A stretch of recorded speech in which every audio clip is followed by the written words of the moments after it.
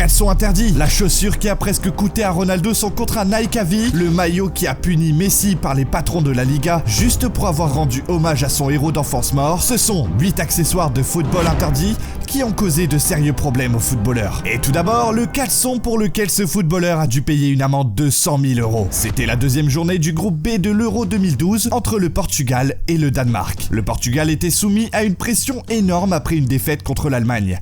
Pour garder leur chance d'avancer, ils ont pris la tête avec des buts de Pepe et Elder Postiga. Et jusqu'à la fin de la première moitié du match, il semblait que les Portugais seraient en mesure de conserver ce résultat. Mais Niklas Bender, l'attaquant vedette du Danemark, avait d'autres idées et non seulement marqué pour porter la marque à 1-2 à la 41e minute, mais aussi à 2-2 à la 80e minute. Les fans danois ont explosé de joie. Mais ce qu'il a fait ensuite est devenu l'un des moments les plus controversés de l'histoire de l'Euro. Alors qu'il célébrait le but, il a levé sa chemise et baissé son short pour révéler ses sous-vêtements verts, qui affichaient le logo de la société de paris irlandais Paddy Power. Ces slips enfreignent directement les règles strictes de l'UEFA, qui stipule que tout équipement porté pendant le tournoi doit être exempt de publicité des sponsors. L'UEFA a immédiatement réagi avec une amende de 100 000 € et une suspension d'un match pour Bettner. Ce n'est pas le seul vêtement controversé des euros, mais nous en reparlerons dans un instant. Premièrement, l'accessoire que le gouvernement chinois a interdit à ses joueurs nationaux de porter pour sauver la population chinoise. Le gouvernement chinois accorde une grande importance au concept et normes moraux traditionnels, qui inclut une image corporelle disciplinée et propre. Et c'est exactement ce que les footballeurs chinois, les modèles de la jeunesse chinoise, sont censés incarner. Et après avoir vu de plus en plus de joueurs nationaux chinois avoir des tatouages, le gouvernement chinois n'avait pas d'autre choix que d'intercepter. Ainsi, en 2021, l'administration générale du sport de Chine a interdit aux footballeurs de se faire tatouer et les a forcés à dissimuler les tatouages existants. Mais tu sais ce qui est encore plus fou ? Le t-shirt qui a puni Messi par les patrons de la Liga espagnole, juste parce qu'il voulait rendre son dernier hommage à son héros d'enfance décédé.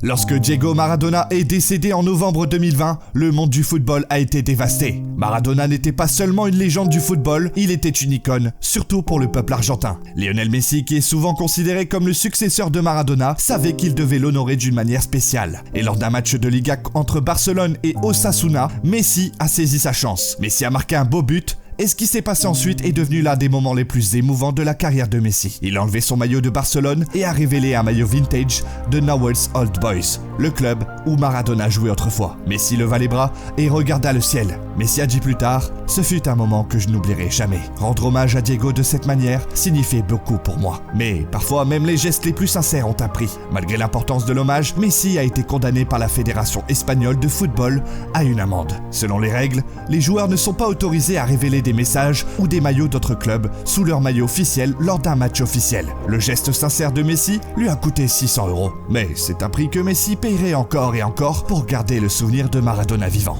Mais une amende 208 fois plus élevée que celle de Messi a été imposée à l'équipe nationale du Cameroun par la FIFA pour un maillot révolutionnaire qui était censé représenter la culture de Cameroun et la fierté nationale. En 2002, le Cameroun participe à la Coupe d'Afrique des Nations en tant que champion en titre du tournoi. Pour cette occasion spéciale, il fallait un maillot spécial et l'équipe de conception de Puma n'a pas été déçue. Ils ont conçu ces légendaires maillots sans manches qui ont été célébrés par les fans et les joueurs. Le Cameroun a répondu à leurs attentes et a remporté la Coupe d'Afrique des Nations. Mais la FIFA n'a pas du tout été impressionnée par les maillots. Ils ont publié une déclaration peu après le tournoi disant que les maillots n'étaient pas des maillots, mais des gilets, et donc interdits. Et le Cameroun n'est plus autorisé à les porter. Mais le Cameroun et Puma ne les ont pas laissés tomber et ont choqué la FIFA en 2004 avec ses maillots de corps. Un joueur a déclaré « Nous voulions faire quelque chose d'unique. Quelque chose qui représente notre culture. Nous sommes fiers de nos maillots, peu importe ce que dit la FIFA. » La FIFA ne l'a pas bien pris et a imposé une amende de 125 000 € et une déduction de 6 points lors des éliminatoires de la Coupe du Monde 2006 au Cameroun.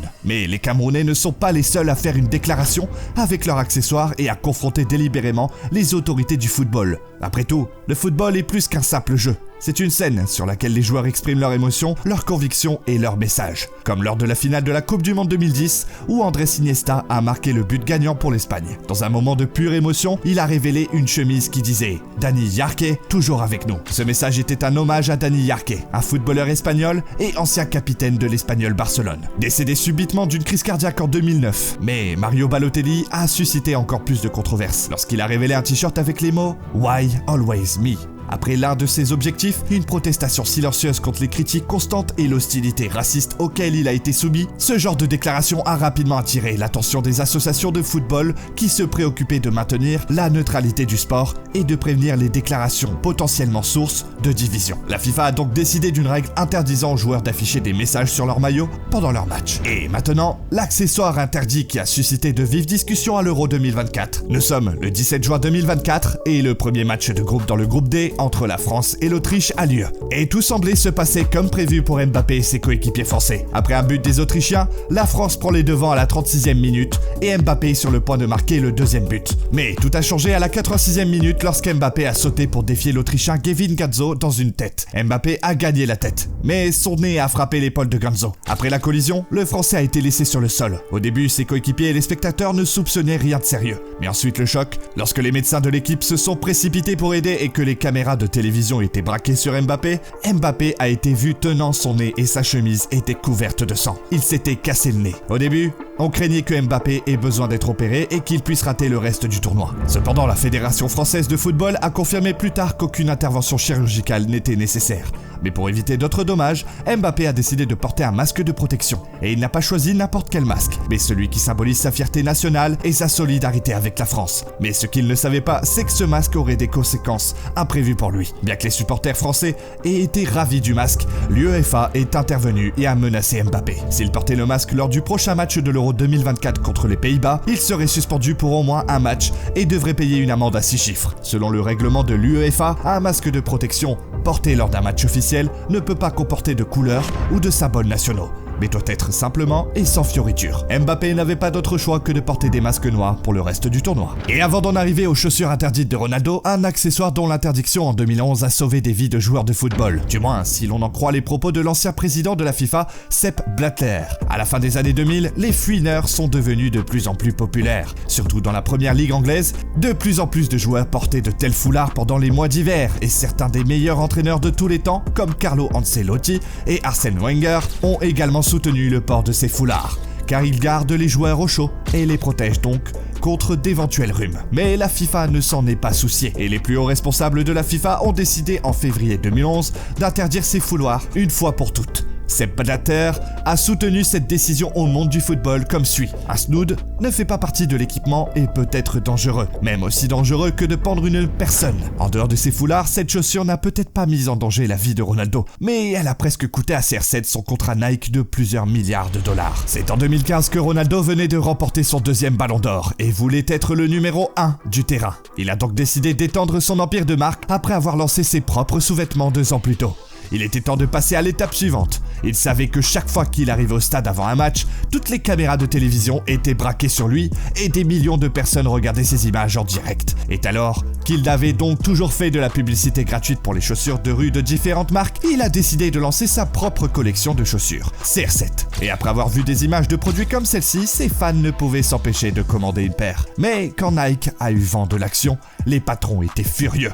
Nike s'est senti trahi par Ronaldo, le premier fabricant mondial de vêtements de sport qui a investi des sommes énormes dans Ronaldo et lui a fait le visage de leur marque. Ils ont rappelé à Ronaldo son contrat exclusif avec eux, mais Ronaldo croyait en sa nouvelle entreprise et voulait porter sa marque au sommet. Et pour Nike, il ne s'agissait pas seulement de Ronaldo. S'il réussissait à lancer ses propres chaussures, d'autres athlètes pourraient faire de même. Menaçant la domination de Nike sur le marché, il y avait des rumeurs de poursuites judiciaires et les fans du monde entier ont pris parti. Nike a commencé à se concentrer davantage sur la promotion d'autres athlètes, tandis que Ronaldo a commercialisé ses chaussures, CR7, par tous les moyens nécessaires. Après des mois de discussions houleuses, une entente a finalement été conclue. Ronaldo et Nike ont décidé d'ajuster leur contrat. Ronaldo a pu continuer en tant qu'ambassadeur Nike, mais avait la liberté de promouvoir ses chaussures CR7 sur certains marchés. Et si vous avez apprécié cette vidéo, veuillez laisser un like et un abonnement, et ne manquez pas cette vidéo aussi.